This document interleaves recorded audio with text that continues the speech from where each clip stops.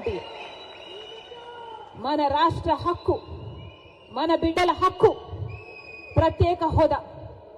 ఈరోజు ఎంతమంది విలువనిస్తున్నారు ప్రత్యేక హోదా గురించి? ఎంతమంది పట్టించుకుంటున్నారు ప్రత్యేక హోదా గురించి? అసలు ప్రత్యేక హోదా మన రాష్ట్రానికి వచ్చునుంటే ఈ పాటికి ఎక్కడుండను మన రాష్ట్రం? 15 లక్షల కోట్ల రూపాయలు విలువ చేసే ప్రత్యేక హోదా వచ్చుంటే మన పోలవరం మనం కట్టుకోలేమా? మన రాజధాని మనం కట్టుకోలేమా?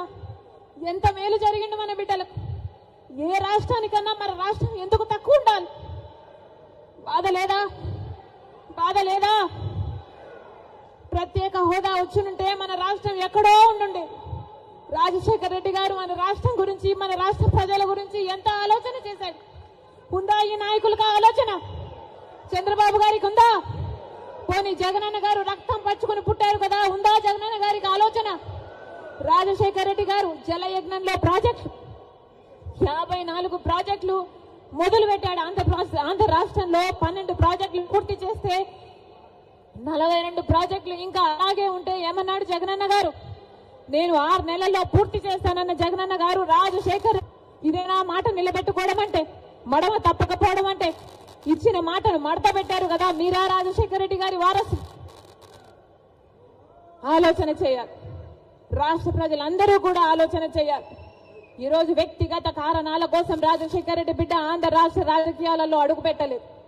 వ్యక్తిగత రాజకీయాల కోసమే అయితే, వ్యక్తిగత కారణాల కోసమైతే రాజశేఖర రెడ్డి బిడ్డ 2019లోనే ఆంధ్ర రాష్ట్రంలో అడుగు పెట్టాల్సి ఉంది.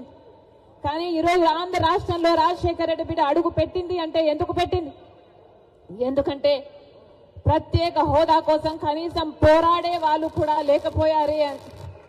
మనం పోరాడకపోతే ఆంధ్ర రాష్ట్రంలో ప్రత్యేక హోదా ఎప్పటికీ రాదు. కాబట్టి ప్రత్యేక హోదా ఇస్తానన్న ఏకైక వ్యక్తి రాహుల్ గాంధీ గారు. మొట్టమొదటి సంతకం రాహుల్ గాంధీ గారు ప్రత్యేక హోదా మీద పెడతానన్నారు. కాబట్టి ఆ మాట పట్టుకొని రాజశేఖర రెడ్డి బిడ్డ ఈరోజు ఆంధ్ర రాష్ట్రంలో అడుగుపెట్టింది.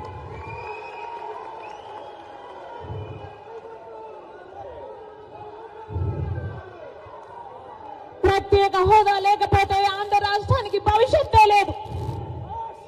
ప్రత్యేక హోదా లేకపోతే ఆంధ్ర రాష్ట్రం అభివృద్ధి చెందదు అని 10 సంవత్సరాలుగా చూసామా లేదా?